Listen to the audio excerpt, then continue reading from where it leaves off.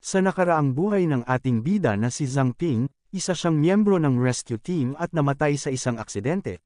At pagkatapos ng kanyang kamatayan, napunta siya sa mundong ito ng pantasya na may mutated beasts at awakened. At sa kanyang buhay na ito siya ay isang awakened o nakagising ng isang kapangyarihan. At ang contract gem ay maaaring kumonsumo ng pisikal at mental na enerhiya upang paikliin ang isang contact gem, kapag ang target ay kusang tinanggap ang gem, ang kanilang buhay, kaluluwa, at kamalayan ay mapang-ibabawan ng summoner. Ito ay isang malakas na kakayahan, ngunit ito ay may napakalinaw na disbentaha, habang hawak ng ating bida na si Zhang Ping ang contract gem at hindi gumagalaw sa kanyang kinatatayuan, may babae ang nagtanong sa kanya kung ano ang kanyang ginagawa. Ngumiti naman ang nakakaloko ang ating bida, at sinabi kay si Jingyao, na wala, at inalok niya ito kung gusto niya kumain ng candy. Agad naman na tumanggi si Su Jingyao sa alok ni Zhang Ping, habang sinasabi niya na sino naman ang taong papayag na kontrolin niya. Ang mga disbentaha ay ang nilalang ay na dapat naganap na alam at kusang pumirma ng isang kontrata kay Zhang Ping, kung hindi, kahit nakainin nila ang contract gem, walang mangyayari. Ang orihinal na may-ari ng katawan na gamit niya ay halos mamatay sa galit dahil sa kakayahan na ito na napakawalang kwenta. Ngunit sa kabutihang palad siya ay lumipat at umaasa sa kanyang psikolohikal na katatagan mula sa nakaraan niyang buhay para mapanatiling buhay sa katawan na gamit niya.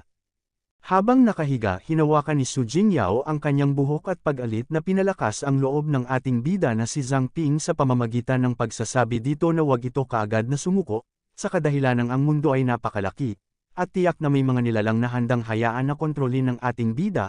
Hindi naman natuwa si Zhang Ping sa sinabi ni Su Jingyao at sinabi dito na madali sa kanya na sabihin ang mga iyon, dahil sino pa ang papayag bukod sa kanyang sarili. Matapos lumabas sa bibig ng ating bida na si Zhang Ping ang mga salitang binitawan niya, naisip niya ang kanyang sarili, at nagtaka siya kung bakit hindi niya naisip ang bagay na iyon noon, kaya agad niyang naisip na kainin ang contract gem. Nang makita ni Su Jingyao ang kanyang balak, labis itong nabigla dahil sa napakadelikado ng balak na gawin ng ating bida.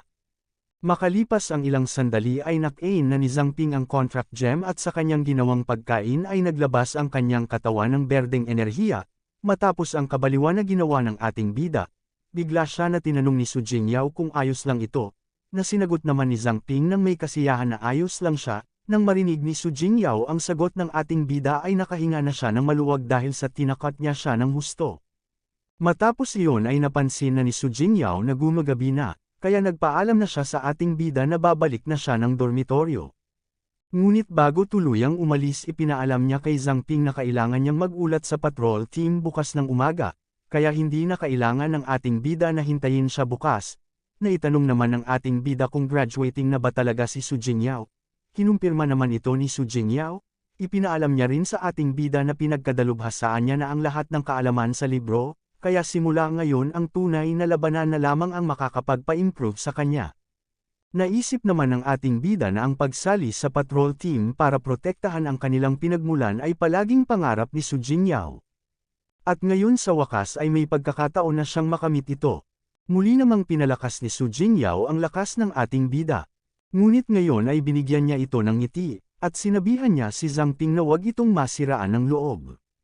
Dahil kapag lumakas man si Zhang Ping, baka magkasama pa silang dalawa. Napakamot naman si Zhang Ping sa ulo at natawa, sinabi niya nakalimutan na lang yun ni Su Jingyao dahil sa pupunta na lang siya ng kanayunan at magsaka. Dahil sa walang kwentang kakayahan ng ating bida, na-assign siya bilang magsasaka na propesyon sa paaralan. Kaya naisip niya na mukhang mahihirapan siya na muli silang magkita pa. At kahit childhood friend siya ng original owner, nag-aatubili pa rin siyang makipaghiwalay kay Su Jingyao ng ganito. At gusto niya itong yakapin, nang mabitawan ng ating bida na si Zhang Ping ang salitang iyon ay bigla niya itong niyakap. Nabigla naman ang ating bida sa aksyon na ginawa ng sarili niyang katawan, nagtaka siya kung bakit kusang gumalaw ang katawan niya. Dahil sa ginawa ni Zhang Ping ay namula ang mukha ni Su Jingyao.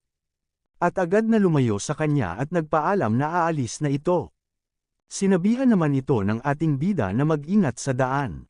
Habang si Su Jingyao ay narinig ang sinabi ng ating bida at sinabi din ito na mag-ingat din. Nang tuluyan ng makaalis si Su Jingyao ay naisip niya ang aksyon na ginawa ng kanyang katawan na pagyakap ng mag-isa kay Su Jingyao. Hindi niya namalayan na nag-utos siya sa kanyang sarili. Ngunit naguguluhan pa rin siya na baka nagkataon lang ito. Ngunit naisip niya na kailangan niya itong kumpirmahin kung hanggang saan niya ba makokontrol ang kanyang katawan. Kaya makalipas ang ilang sandali, inutos niya sa kanyang katawan na lumipad. Gumalaw na parang isang boksingero, at tumambling na parang wala ng bukas. Makalipas ang ilang sandali ng kanyang mga pinaggagawa, siya ay napagod na at hindi na kaya pang ipagpatuloy. Ngunit naisip na ang makukumpirma niya palang ngayon ay kaya ng kanyang katawan na gawin ang halos anumang aksyon na gawin niya. Ngunit hindi ito dapat lumampas sa saklaw ng kung ano ang maaring kayang gawin ng isang normal na tao. Tulad ng paglipad o pagbabago sa ibang uri ng hayop. Bukod pa rito, ang ilang mga aksyon na hindi niya pa nagagawa noon ay maaari niyang gayahin batay sa kanyang memorya, kaya ayon sa teorya, hanggat ang kanyang mga pisikal na kakayahan ay nakatugon sa mga pamantayan, maaari niyang makabisado ang iba't ibang martial arts nang walang kahirap-hirap, hanggat makahanap siya ng paraan upang ma-improve ang kanyang physical fitness, ay maaari siyang maging mas malakas, ngunit ngayon ay mayroon pa rin siyang isa pang tanong na dapat makumpirma. Kaya sa sumunod na araw, nagulat siya nang matagpuan niya ang kanyang sarili sa cafeteria.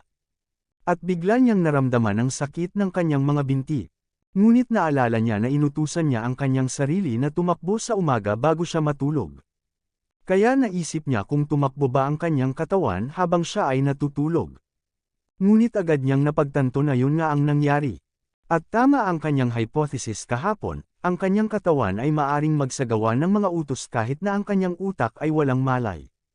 Nang matuluyang makumpirma ang kakayahan niya, nagpalingga-lingga sa paligid dahil sa baka may nakapansin sa kanya. Ngunit bigla siyang nakarinig ng ingay sa mga tao, dahil sa isang babaeng dumating na hinahangaan ang kagandahan.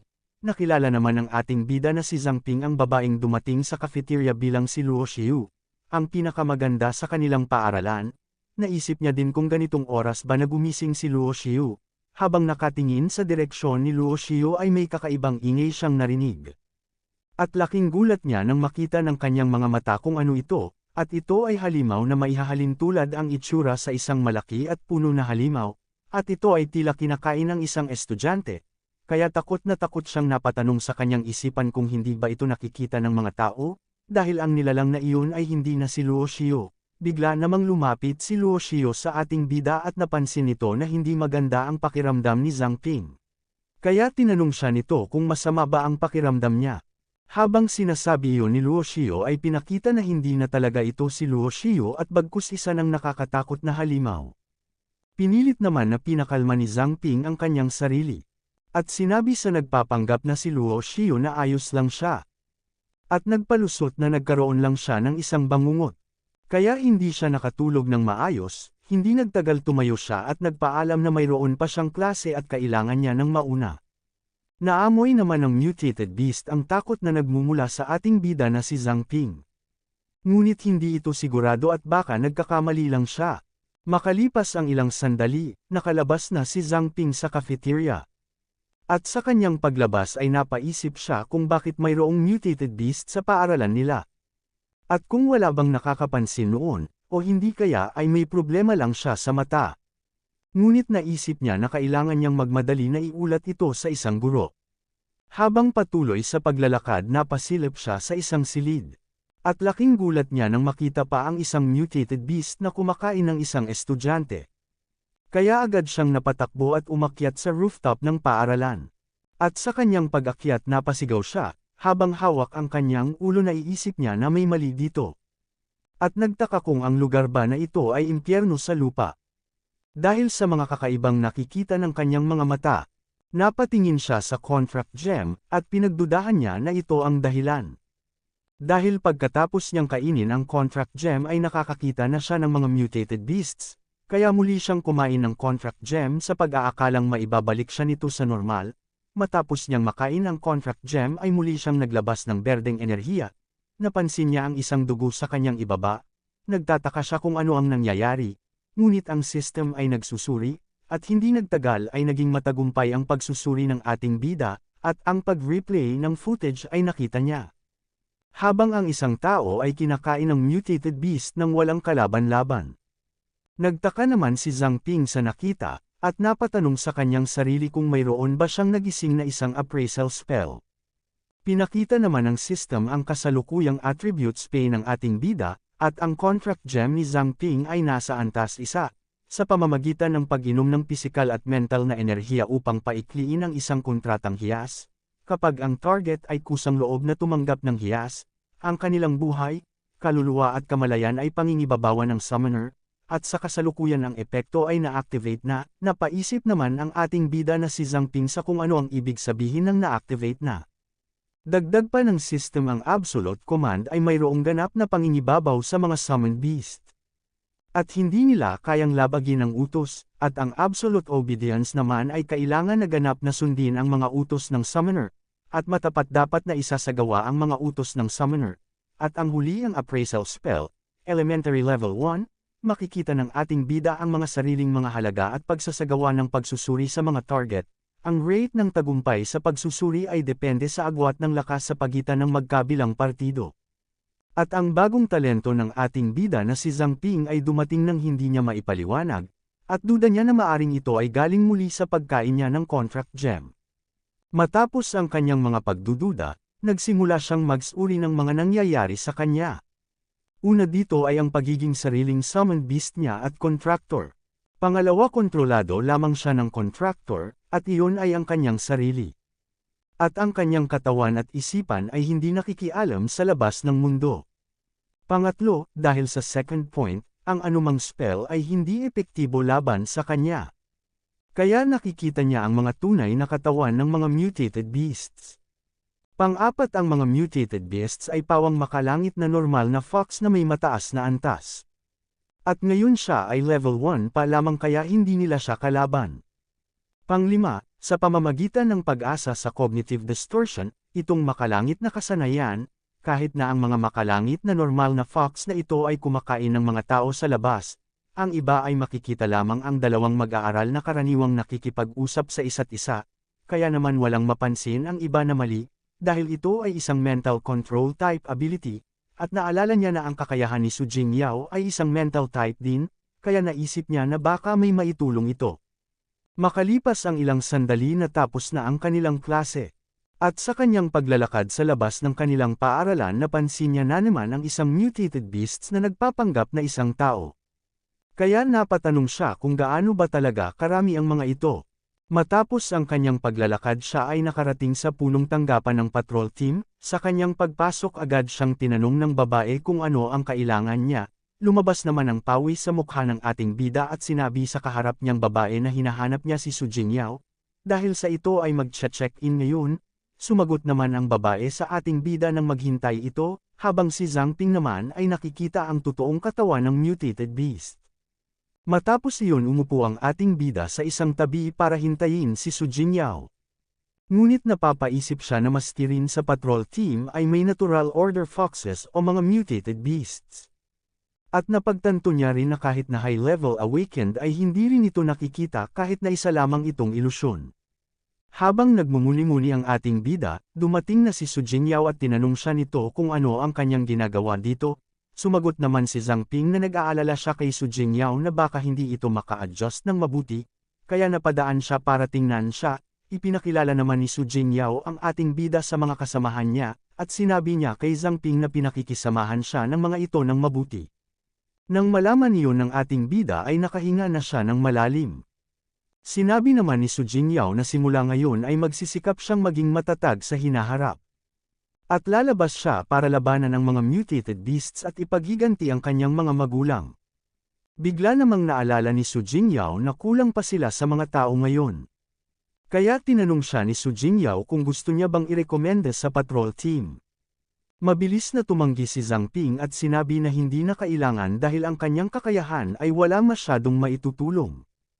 At sinabi niyang mas bagay pa siya sa pagsasaka, nang malaman iyon ni Su Jingyao ay nadismaya ito. Makalipas ang ilang sandali na pagdesisyonan na ni Zhang Ping na umalis na, dahil sa mukhang ayos naman si Su Jingyao. Sinabi niya na hindi niya na siya aabalahin, bago tuluyang umalis napakagat siya ng labi, at nagpaalam na sa nagpapanggap na si Su Jingyao dahil sa naging isa itong mutated beasts, at ganun din ang kanyang mga kasamahan, Makalipas ang ilang sandali siya ay tuluyan nang nakalabas sa punong tanggapan ng patrol team. Sa kanyang paglabas galit na galit siyang napaisip. Kung anong klaseng biro ito, dahil sa pagkakaalam niya ang patrol team ang pinakamalakas sa Pearl City. Pero bakit ang mga ito ay tuluyang nalipol ng mga mutated beasts? Naisip niya rin si Su Jingyao na kahit ngayon lang ito dumating dito, naging isa na rin itong mutated beasts, at mukhang hindi lang nakalusot sa paaralan ang Natural Order Foxes, ngunit sa buong lungsod na rin, at lahat ng tao sa Pearl City ay parang alagang mga hayop ng mga mutated beasts.